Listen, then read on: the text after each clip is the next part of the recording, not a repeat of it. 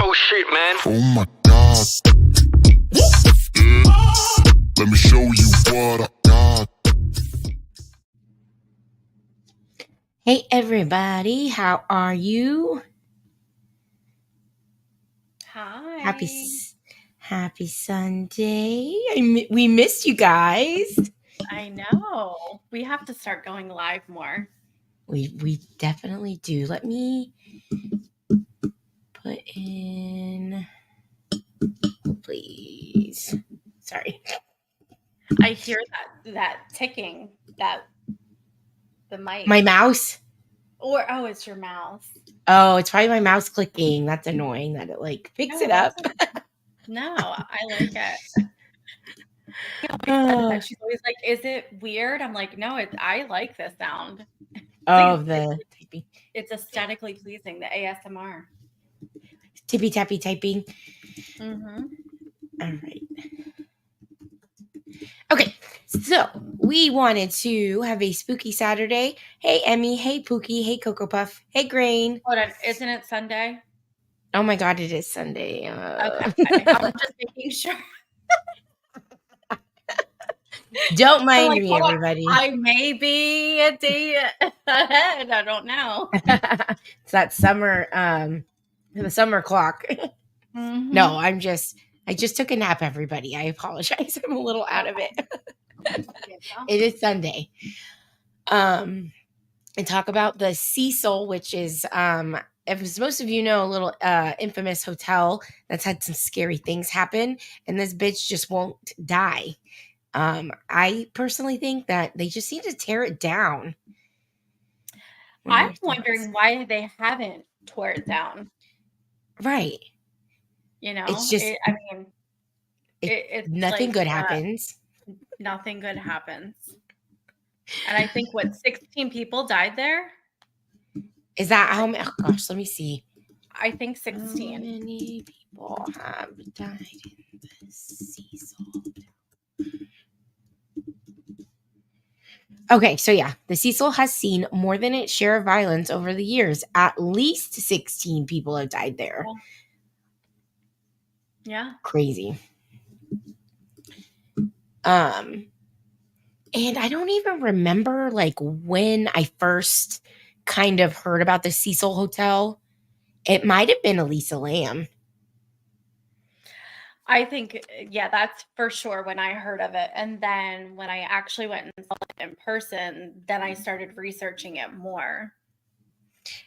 Yes, Cocoa Puff. So, oh, sorry. No, go ahead. So Cocoa Puff asks, is this the hotel American Horror Story did a season on? So yes, their hotel season was loosely based off the Cecil, which I tried to say Cecil. I'm going to start having a lisp.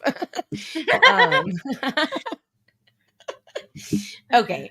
And kind of what made us want to talk about it is that it was just in the news March 10th that it's for sale. They're trying to sell it. I think somebody will buy it. You think so? I think so. I think somebody will turn it into, it's been a hotel for so long. I can't see it being anything else unless you, like you said, tearing it down, but I don't know. Right. Yeah, someone like obsessed with horror. Let me try and get this bigger. Will probably buy it and turn it into Ryan something. Murphy should definitely buy it. I could, yeah, turning it into some sort of like Airbnb-ish type of thing, like some sort of tourist attraction. I don't know, dude. I wouldn't stay there. I don't know if I would definitely stay there. You would sleep there? I would like to think that I could make it the whole night, but I don't know if I would definitely want to go in. From what I've seen from the outside and from looking in the doors, there's definitely shady shit that goes on there. 100%. Oh, for sure. No. Oh. You work in a haunted hotel now? How did I not know this? Well, that's pretty creepy. I remember this is so off topic, but there was a Road Rules episode when they were in Australia, and they stayed at a haunted hotel, and I don't know, that stuck out in my mind. I don't think I would be scared of the ghost. I would be more scared of the other guests. Yeah. Yeah, because aren't a lot of them like living there, like living? They're homeless and transient people Yeah. mostly. Yeah.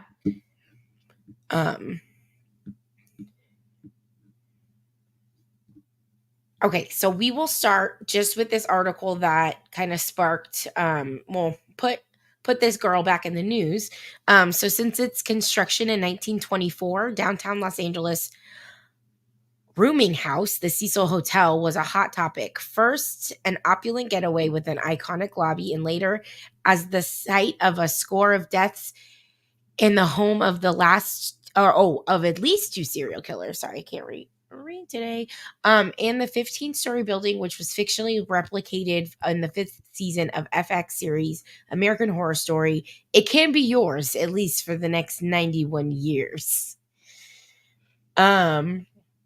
And so they did do a 2021 Netflix docuseries called Crime Scene: The Vanishing at the Cecil, where the poor general manager, I forget her name, but she fucking loved the Cecil. Like, she Loved it. loved that place. She'd marry the Cecil if she could. How does it say how much it's for sale for? Let's see.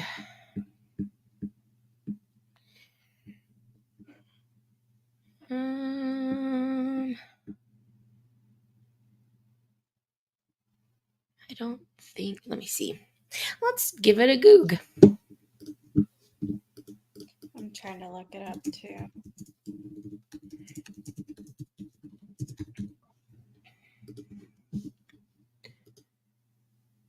It says, according to the LA Times, a prospective buyer wouldn't actually acquire the property, which is now called the Stay on Main, after the name change in 2011. Instead, they would be assuming the 99-year ground lease that allows its continued use and development in Los Angeles. So that's interesting. Oh, so you would just basically acquire the responsibility of it. Mm-hmm. Interesting. Which is weird. I wonder what the stipulations were behind, when they.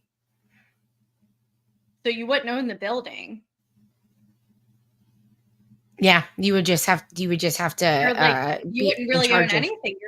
You're just maintaining it for the year. You're leasing it out. And it says there's no listing price available. That's freaking crazy. Which all the is secrecy. Weird. Yeah.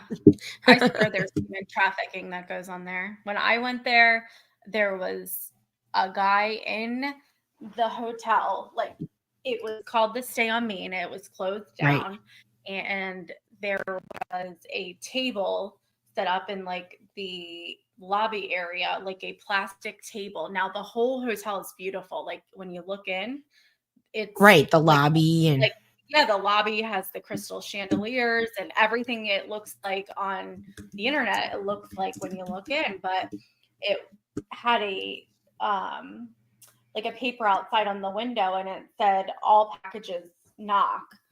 And when I looked in, there was a gentleman sitting at like one of those plastic folding tables, you get from Walmart or whatever, sitting there like a security guard by himself with one light. No other lights. And lots of homeless people outside, lots of black vans pulling up with immigrants. And it was very shady. Brandon wouldn't even go on that side of the street with me. Oh, really? Yeah. He was like, nope, you can go ahead and go. You go over there. You just, you let me know if you survive. I was like, definitely going. So here's some pictures of the lobby so you guys can see it. I just don't want to. Yeah, it looks just like that, but with no lights on. There was no lights on.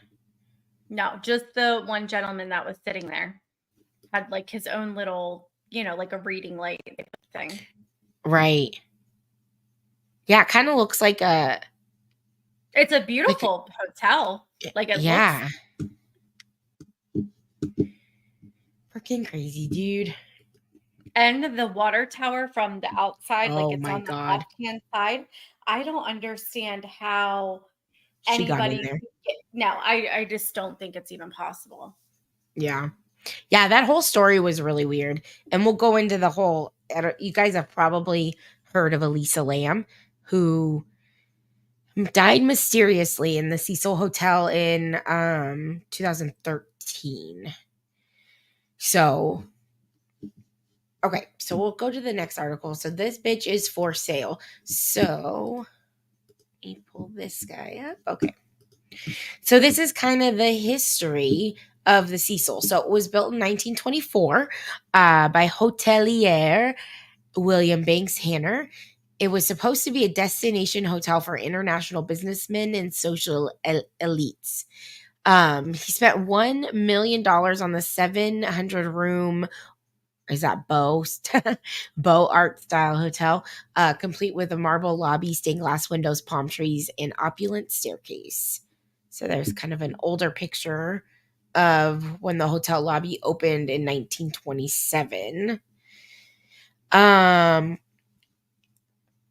would not come to regret his investment. Just 2 years after the hotel opened, the world was thrown into the Great Depression, and Los Angeles was not immune to the economic collapse. Soon enough, the area surrounding the Cecil would be dubbed Skid Row, which would become home to thousands of homeless people.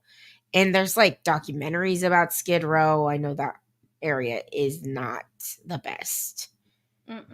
And this hotel is like in the middle of the financial district in LA. So it's like where all the major banks are. It's smack dab right in the middle. It's like an Yeah. eyesore. Yeah. Well, and that's It's not what it even was like hidden. intended. Yeah. Mm-hmm.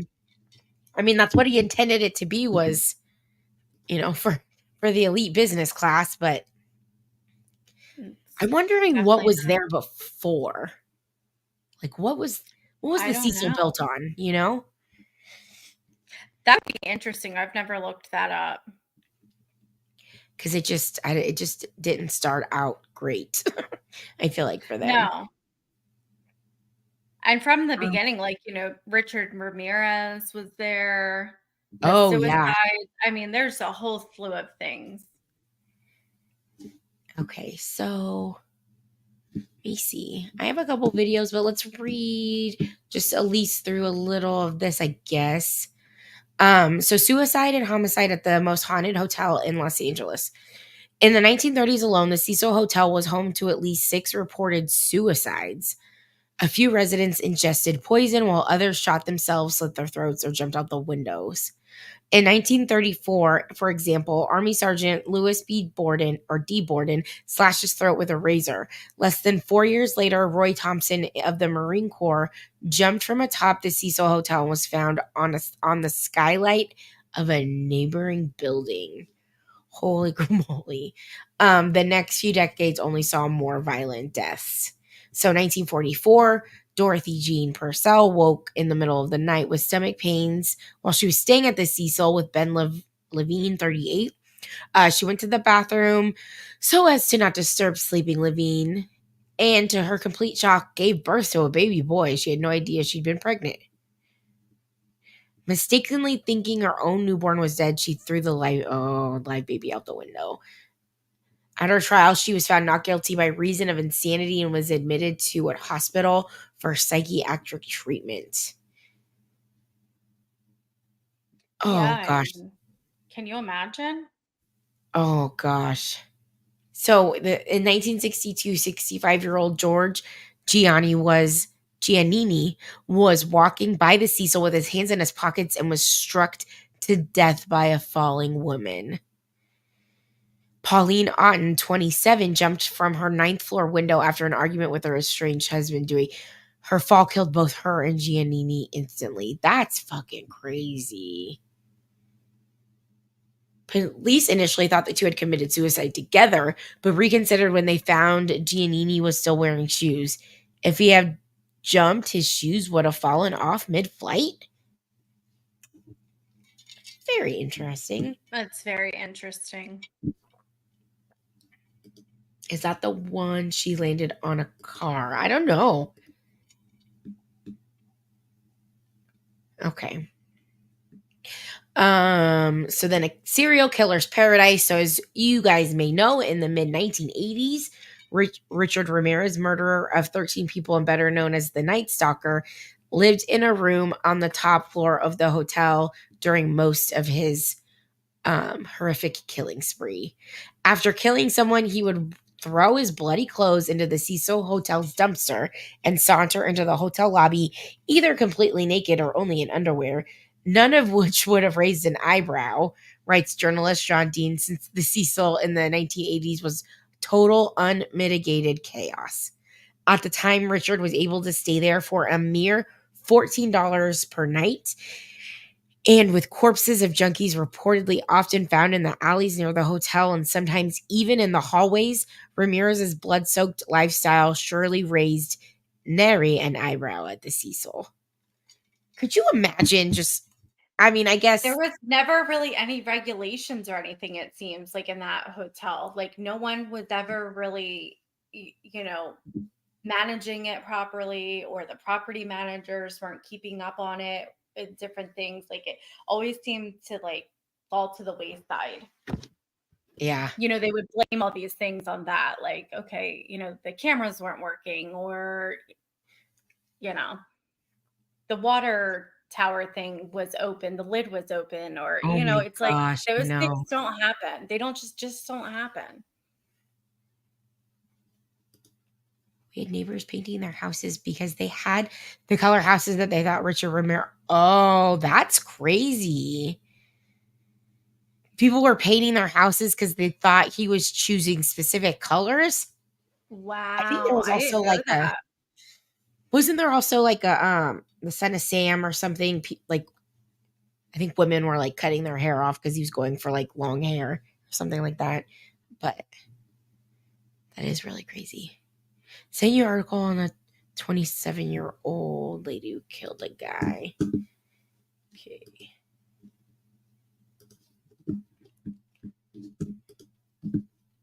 That's interesting stuff. I'd love to hear more about that. I bet everybody was scared to death. Oh yeah, Miss Pauline Otten fell atop and killed an elderly passerby. Yep. That was the George Giannini, this poor little 65-year-old guy. Just walking down the street, minding his own business. Going But out for a little stroll. I do find it interesting though that so many people jumped. Like, that was the Well, they said that there was like voices. People would say that there was voices in the rooms. And I mean, there's so many different stories that people claim that, yeah, telling them had to encounters. Yeah. do stuff. Okay, Jump out the so window. let's see. I'm trying to see which videos we want to watch. Okay. I kind of want to do a little bit of this. Okay, we'll do this one. Sorry. Don't mind me. Okay. So this is what Netflix didn't tell you: crime scene vanishing at the Cecil Hotel. So as I said before, Netflix did I forget how many episodes it was. Was it 3? I forget, but it was good. Let me look it up. I watched it. Yeah, it was really good. If you guys have Netflix, I would check it out. Vanishing at the Cecil. It goes through the history. Like I said, there's this the general manager who fucking loves the Cecil. She would marry it if she could. But it was a really good one. I found this from what I remember. While he only broke into yellow houses during that time, people with yellow houses were freaking out. Yeah, I have a yellow house. I would be freaking out too.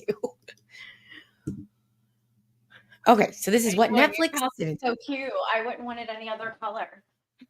The yellow house. Yeah, like, I mean, how sad is that? People had to change their entire colors of their homes. I know. Well, to them that was safety. Do you remember? Mm, I don't know if you guys remember like the East Area rapist, Gold Night, well, original Night Stalker case, but they were telling people to install these like booby traps in their house as like alarm systems. Like really? basically like a string that would go to like a thing that would ring a bell so that you knew if someone was breaking in. It was like so out of it was just like what? I don't know. It was just That's really crazy. gonna stop somebody? I mean, maybe for a second. Yeah, I guess their point was it would wake you up from your sleep so you would know if somebody was coming in trying to But I don't know kill if you. I wanna wake up. Like, do I really wanna wake up? I don't Right. know. I may just wanna stay to sleep. Yeah, the Okay, so Golden this State Killer. what was that? The Golden State Killer, Evil Queen said. Oh, yes. Yes. That was very close to home. He like went all through all the places I used to live in California. That was really scary. I mean, obviously he wasn't alive yet, but he was found Yeah, but very close to where my brother lives. oh, wow. Like when they arrested him in his house. Yeah. Uh-huh. Pretty That's crazy. wild. Okay, let's see what this one has to say. The Cecil has become this exalted space of crime, of violence, of spookiness. Spoiler alert, if you haven't watched this on Netflix yet, you may want to fast forward just a bit. So, I just finished watching The Vanishing at the Cecil Hotel on Netflix, and I thought it was so well done. Like with most documentaries, it finished with a specific narrative that the Oh, director there wanted she us all to is. hear, but I There she loved is. that it covered all There's our girl. Sorry, I She just have to loves show it. her. on Netflix, and I thought it was so well done. Like with most documentaries, it finished with a specific narrative that the Okay, so yeah, Hotel Cecil manager, this bitch, she's like, she doesn't care if the Cecil itself killed all these people. She would still be in love with it. Mm-hmm. director wanted us all to hear, but I loved that it covered all possibilities and theories along the way, and the ultimate point made the most sense, which was refreshing too. I have to say that I completely agree with the conclusion that the LAPD and the coroner came to in regards to the Elisa Lam Okay, we're gonna just skip through Lisa Lam real quick because I think it'll go back to her, and I have a whole video about that. Let's just, to around $15.2 million okay. today, if adjusted for inflation. The massive structure stood at 14 stories tall and had 700 rooms, making it one of the largest hotels in LA at the time. The hotel was built to attract an expensive clientele. The lobby and main staircase were striking and featured marble floors and stained glass windows.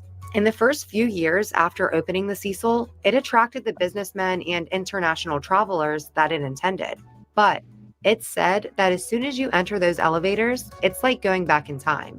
And the hotel only made it for 18 months before tragedy struck. The first reported death was on June 19th of 1926. Dang, 18 months after That's not long opening. at all. We're gonna That's have to not look long. up the property records and see. That's a really good idea to look up and see what it was built on. Oh, yeah. Yeah, what was there before? Be very interesting to see. Yeah, I wonder if When it a was. resident of the No, Oh, go ahead, sorry. I'm sorry. I'm No, thinking out no. loud. Go ahead. Think No, out, I think was just out loud. wondering if it was like built on any burial grounds or anything. I know. That's always my first thought. hotel, named William McKay, died of natural causes in his room. While his death alone isn't alarming, it rapidly went downhill from there, with the next death occurring only 7 months later. On January 22nd of 1927, 52-year-old Ormond Cook shot himself in the head in his room. He had been staying at the Cecil during a split from his wife and kid and had realized that they weren't going to be able to reconcile. Then 2 years later, in April of 1929, 33-year-old Dorothy Robinson attempted to commit suicide in her room at the Cecil by overdosing on her antidepressants. Dorothy had been experiencing a psychotic break after recently becoming widowed when her husband passed away a few months prior. Aw. Robinson was rushed to the hospital in a dazed and confused state and remained there for 3 full days. While she did survive, it would be the first of very many suicide attempts at the Cecil. In the 1930s alone, the Cecil Hotel was home to at least 6 reported suicides. A few residents ingested poison, while others shot themselves, slit their own throats, or jumped out of their bedroom windows. This led to the Cecil being called the Suicide by locals. Oh, On November 19th of I never heard that it was called the suicide. I never heard of that either. 1931, 46-year-old W.K. Norton was found dead in his room after ingesting poison capsules. He had checked into the Cecil under the alias James Willis and claiming to be from Chicago, but was actually from Manhattan Beach. He had been staying at the hotel for 6 days at the time of his death and had only been deceased for a few hours before his body was found by a maid. The poison capsules were found in his pocket of his vest, and his death was ruled a suicide.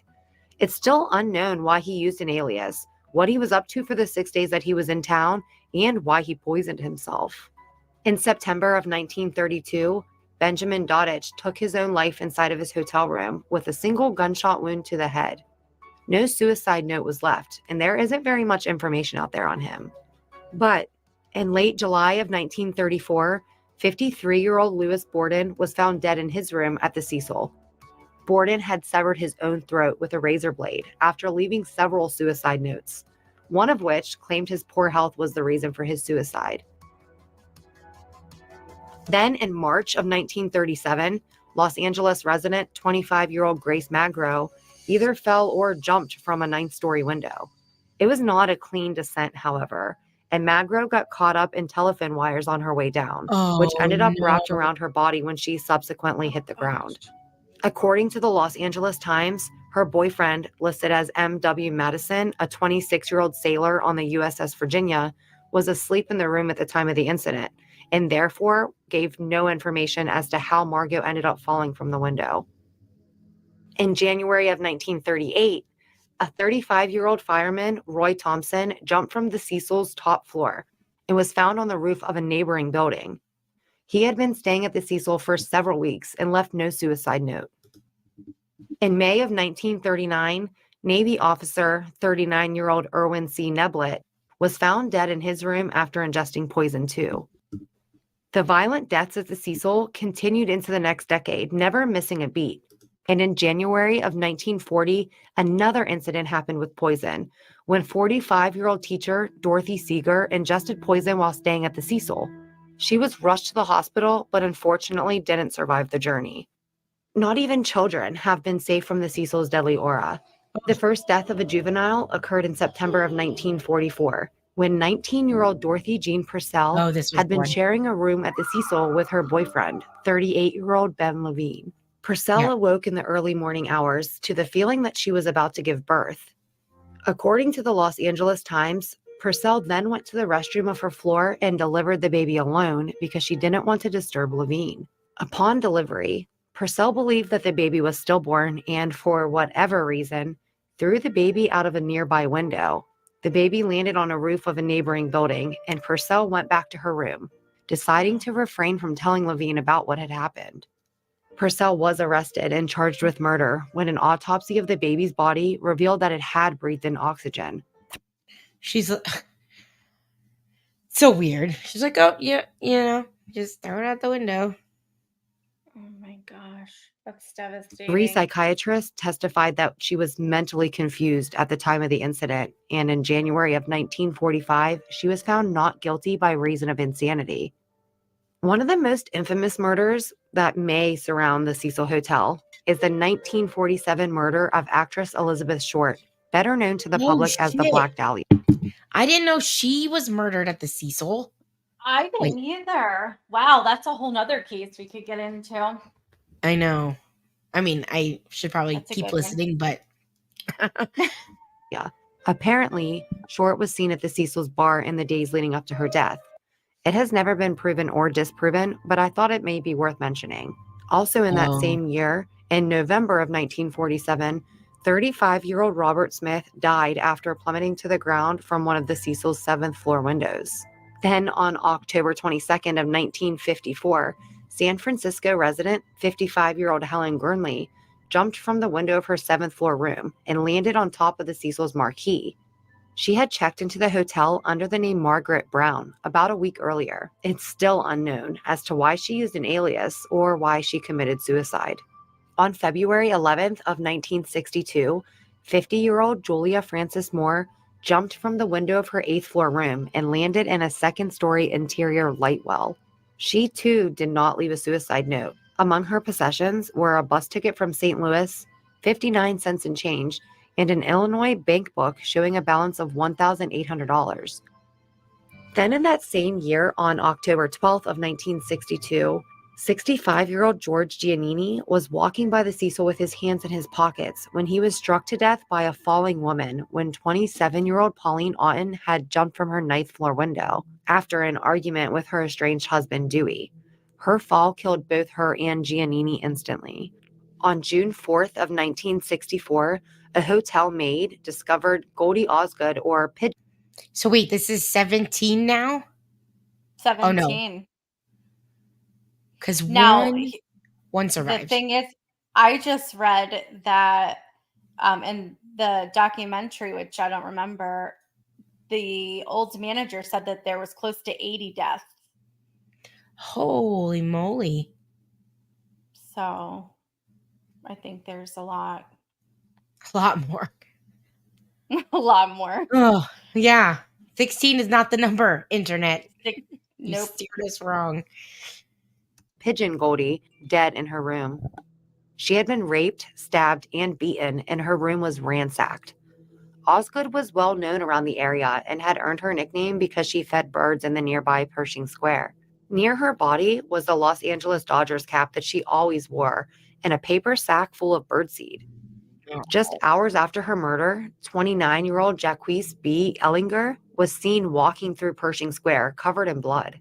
He was arrested and charged with Osgood's murder, but was later cleared of the crime. The murder remains unsolved. All of these suicides have led people to believe that the Cecil has some dark entity manifesting inside and casting a curse on its occupants to sacrifice themselves for the hotel. It's been speculated that the hotel has the power to push its residents past the brink of insanity. This theory would continue to grow when on December 20th of 1975, a still unidentified woman who was approximately 23 years of age jumped from her 12th floor window and landed on the Cecil's 2nd floor roof. She had registered at the hotel on December 16th, 4 days prior, under the name Allison Lowell, and she was staying in room 327. Her body was unclaimed and she was buried as Jane Doe. The Cecil has also notoriously been known as a safe haven for serial killers. In 1984 and 85, during his reign of terror, the Night Stalker, Richard Ramirez, was staying in a $14 a night room when he was arrested in August of 1985 for the sexual assaults and murders of numerous people, including men, women, and children. Ramirez would reportedly throw his bloody clothing into a trash can behind the hotel and then walk back inside in his underwear or even completely naked. Him ditching his clothes outside and then walking through the hotel naked was seen as quite normal compared to the other things that the hotel staff was used to seeing. And it famously didn't immediately raise the suspicion of the staff.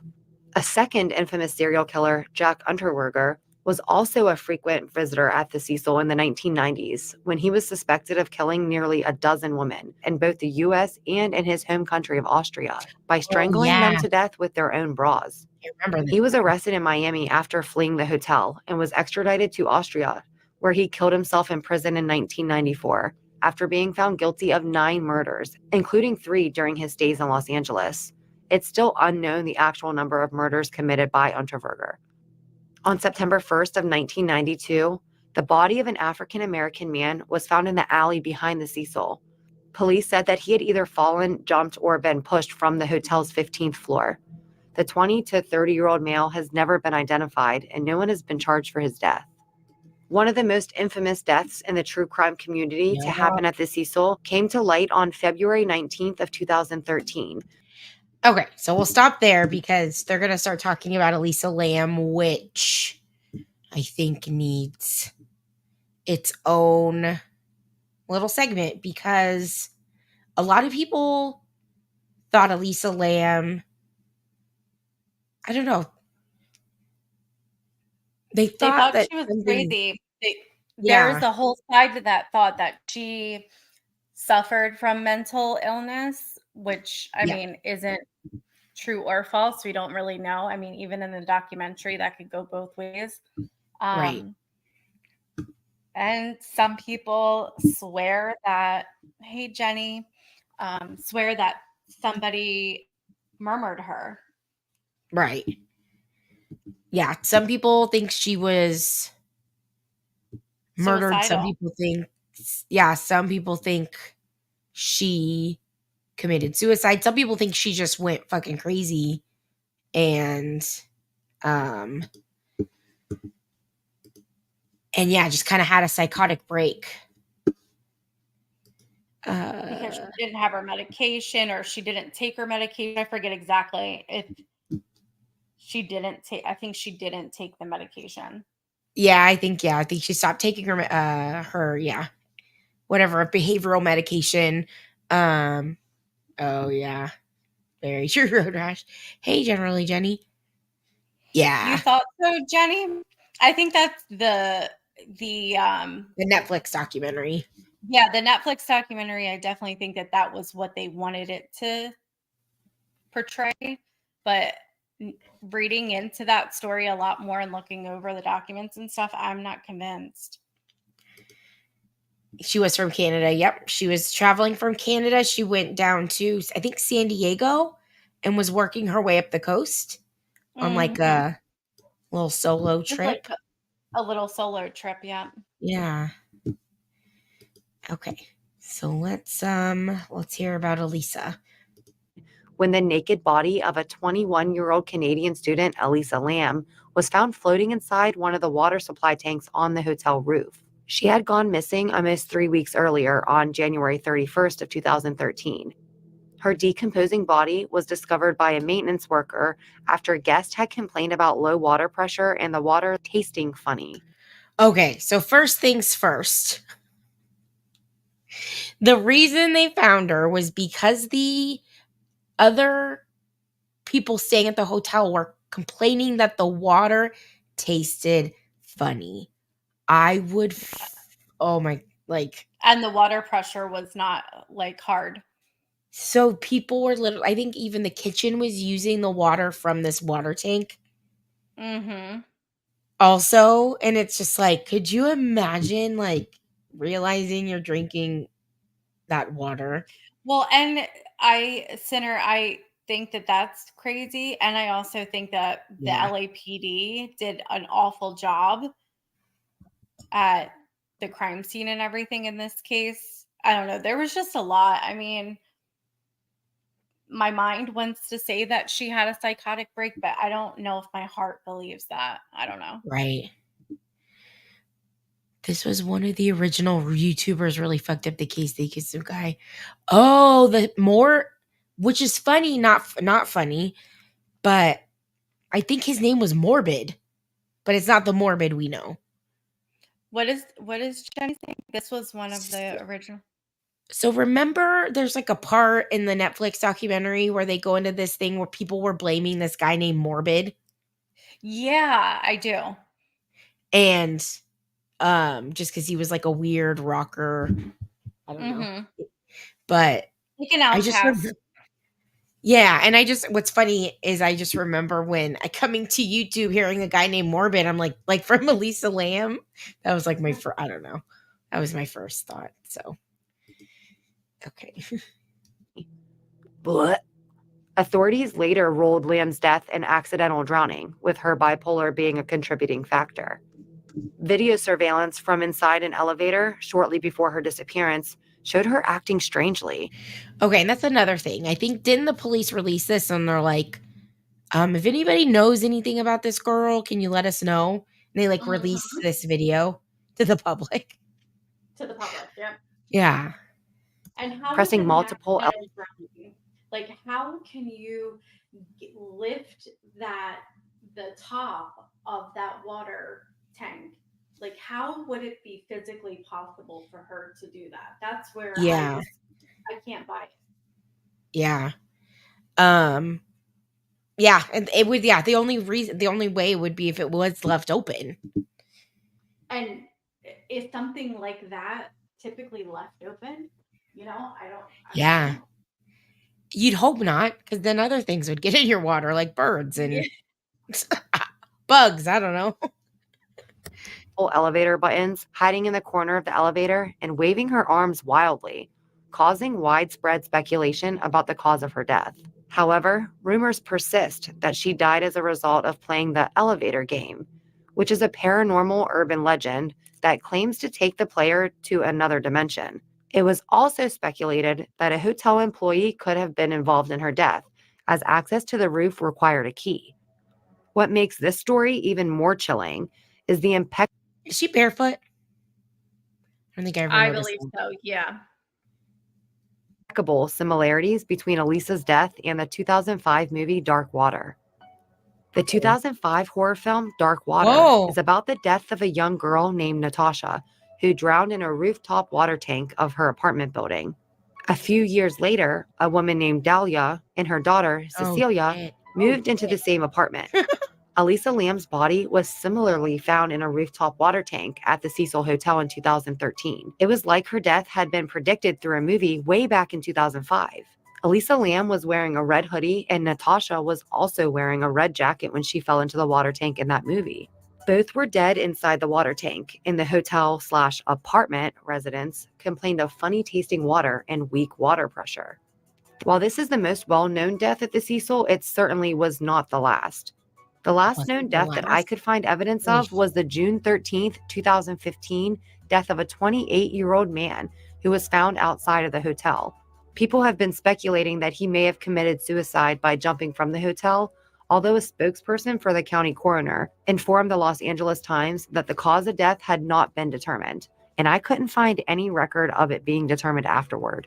If it's possible, it makes perfect sense that these poor souls would be trapped roaming the halls of the Cecil after their unpleasant and untimely deaths.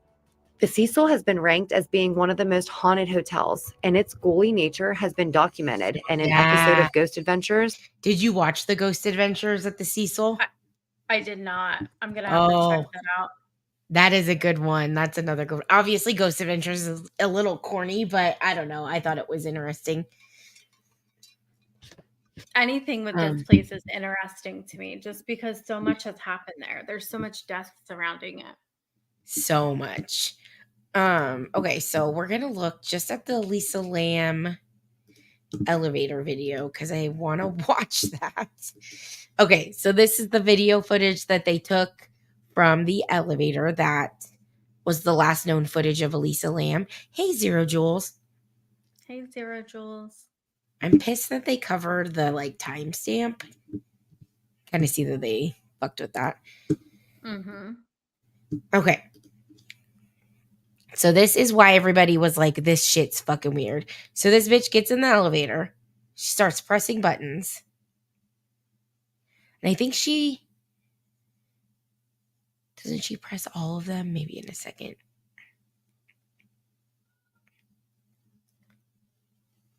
But who's she looking at? Well, that's what I always wanted to know. And of course, everybody blames it on a psychotic break. Right. And I don't know. It just seems, she seems more distressed than that.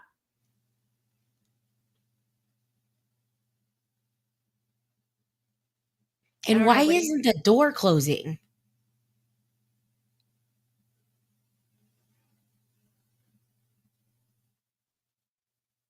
Oh, she is wearing shoes. I think she's got flippies on.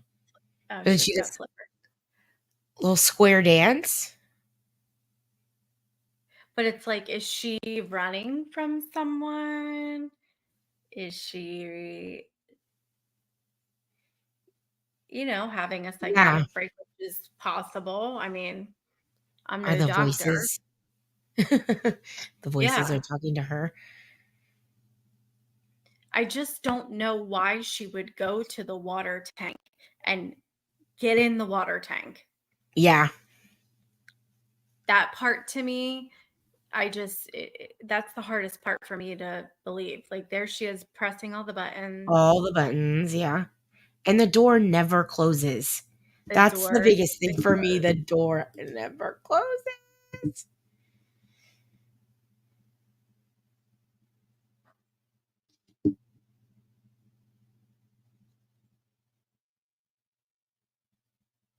And then these weird hand movements.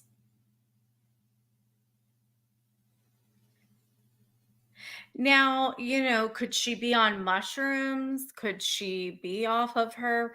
But Jenny, I thought when they were talking about her meds, they were not um like, I don't want to say hard meds, but like pretty generic, like I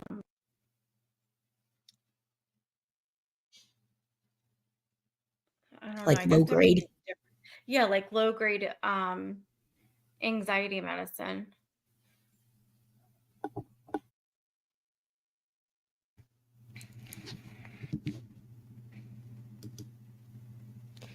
But look, she's gone out of the frame because at first I'm like, okay, maybe because she's standing in the door. Okay, so Then the door finally it closes. But Doesn't it open again? I believe so. Or does it never open again? Yeah, it does open. But it's not moving. Right, it's still on the same floor. Mm-hmm. And I can't remember if it was the Ghost Adventures one, but something I watched, they like tried to find this floor that she was like on the elevator on. And I want to say it was like the 13th floor where you would, and then now it's on a different floor. See the difference? Yeah, now I see the difference. But now is it just going to go to every floor? Like, this is creepy to watch. I know.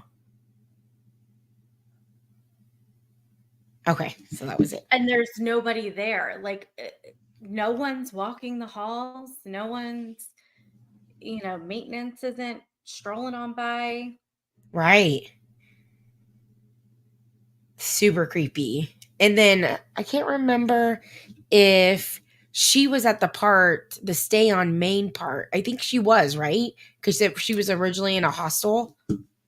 Yes. And so they separated the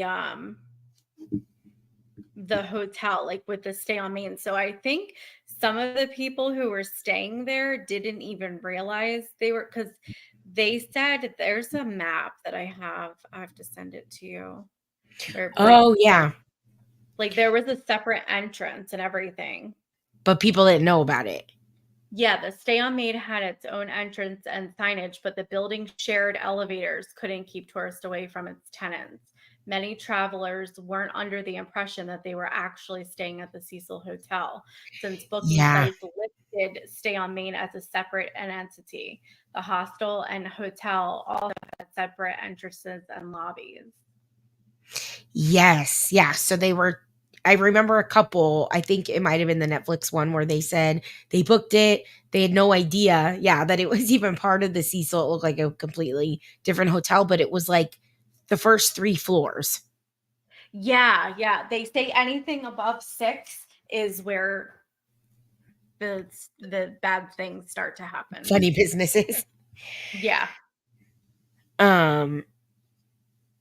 So yeah, they tried to brand part of the hotel to get more people, because I think there is a portion of the hotel, and I could be wrong, that has to be rented out residentially. I don't know. I forget. I mean, I know it was like a lot of hookers, transient people, drug addicts, all that kind of stuff. Homeless people, very, very cheap. And then the other side was basically like it's almost a tourist attraction after that Netflix series. It was like it skyrocketed. Sure. So I bet. But people didn't realize that it was the same, they kind of, skirted over that it was actually the same hotel. I don't know. Kind of freaky. So tell us about your experience at the Cecil, because I don't know if you guys know, but SoFlo's been. We kind of talked about it in the beginning, but we talked about it earlier. But it was just, I definitely being there, standing in front of the hotel, I did not get a vibe that girl committed suicide. you felt something different. I felt something different. I felt that there's definitely other things going on there, like now, currently, with all of the black vans that were sitting outside. I mean, you have to understand this is Skid Row, so it's not like there is a bunch of people stopping and walking past. It's not an attraction that you're going to go up to, like a true crime people. Yeah, but the normal person is going to walk on the opposite side of the street. It's like a rundown place. There's homeless people all out front sleeping. And yeah, permanently. But here's the thing, Steph, it wasn't closed. There was a guy sitting in there. Well, because I think it's, like I said, I think people still live there, like, as their house. It's probably just not open to the public. Yeah, there was lights on a lot of the floors, windows open on a lot of the floors. I have to get my pictures of it. And, the vans freaked me out. And like I said, Brandon he wouldn't even go on that side of the street. He was like, so nope, crazy. I'm good. He's like, there's definitely organ harvesting going on. Something. Oh gosh. Oh no. Oh, that's funny. I wish so. That would be such a cool place. It's up for sale again. Who's pitching in? I know. I know. Yeah, Jenny, they went into the medication thing. I just didn't think that. I don't know. Maybe you're right. I have no clue. I have to look into the medication again. I just didn't think that it was anything that would cause the mania. Let me look it up and see. Let's see. What was... So again, reacts different to medicine. So I guess, Well, and she was on several. So she was on 1, 2, 3, 5 different medications. And I would probably say if you are used to taking 5 medications and you go off even just a couple, that's gonna. Now the autopsy had all of her medications in her body. Oh, so she had taken it at least within the time the autopsy could. Well, and she was missing for 2 weeks. Mm-hmm. And that's another thing. Like, nobody reached out to her or reached out to the hotel. Right. Yeah, I mean, it's those cases frustrate me because I suffer from mental health issues and I have a lot of empathy. Yeah, I mean, I do too. I definitely feel for them, but I just don't, it's just hard when you're looking in this hotel with your own 2 eyes and you're just imagining this stuff happen and you're like, how is it possible? But yeah, I guess anything is possible. I don't know. When people were throwing themselves outside of windows from this place. And this building is tall. Yeah. So. I know of all the times I've been to LA, I don't even think I've been close to the Cecil. Yeah, it's definitely out of your way. We were in Santa Monica and it took us about 40 minutes, 30 to 40 minutes, with traffic to get there. Yeah. But it was definitely worth it because to see it in person is completely different. Like you feel different. It's a very eerie feeling. And to see that water tank, I just still don't know how she managed to get in that.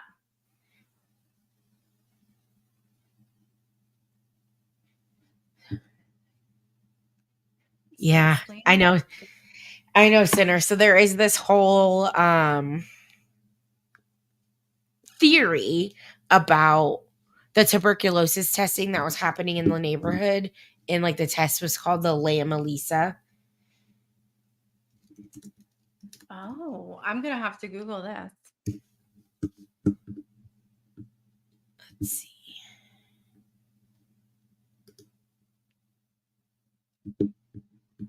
Trying to think, see if I can find anything on it, but yeah. So yeah, one Reddit theory thinks links Lamb to the tuberculosis outbreak in Los Angeles that popped up in 2013, right around the time of her death. Online detectives suggest that she was a test subject for a new type of TB medication who was experiencing adverse side effects. Others assume that Lamb could have been a human biological weapon sent to LA, which, okay, to spread the disease while some other. There's a whole Reddit thread on this. Oh, yeah. Look at tonight. I agree, Center. Yeah, it's a crazy coincidence at best. Just that it was like the same time. I think it was like the outbreak was on Skid Row. Which doesn't surprise me, you know, Right. given what it is, but to have the same name, that's really weird. Yeah, the Lamb Elisa or something like that. Yeah. The Lamb Elisa test, which stands for Lipper. I can't even say it. There's like a whole scientific word that's way too long for me to try and pronounce, so I won't try. But it explains like ELISA is like an acronym. So, well, you know what I'll be doing? you can know. I'll be on the Reddit thread.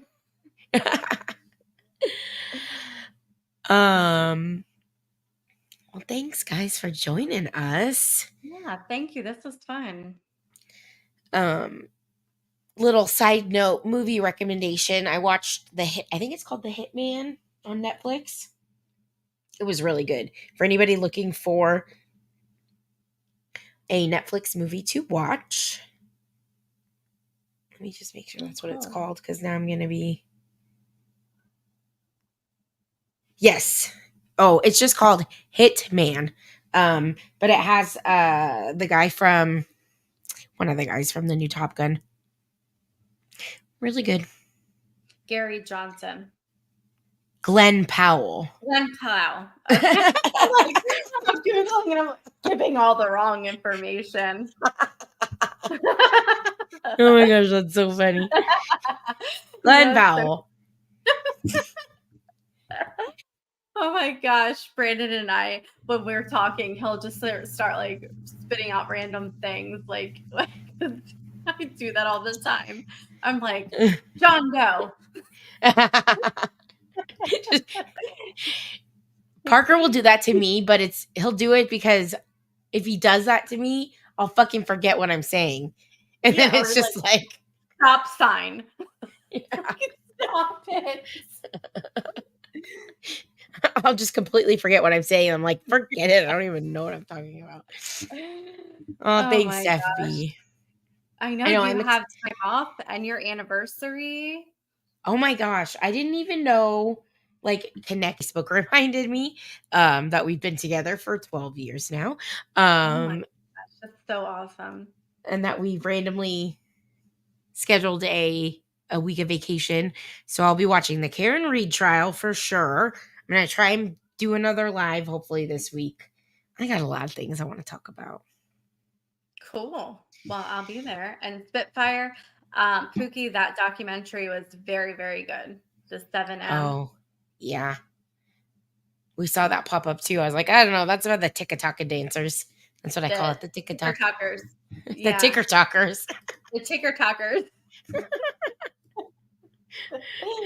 It's a good one, Pookie, but you'll be in a rabbit hole because then I searched them all on TikTok afterwards, and there's a whole slew of other stuff.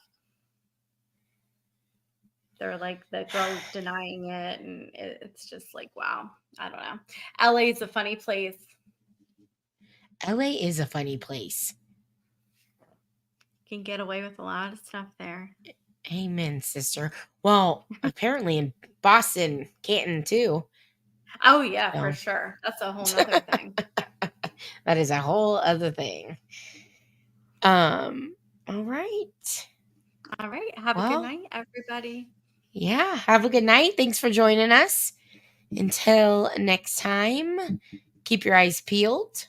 Hopefully we'll be live again more regularly, but just keep eyes out for our notifications.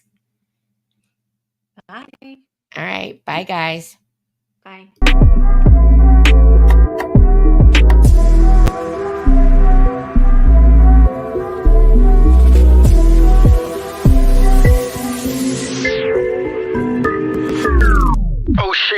Oh my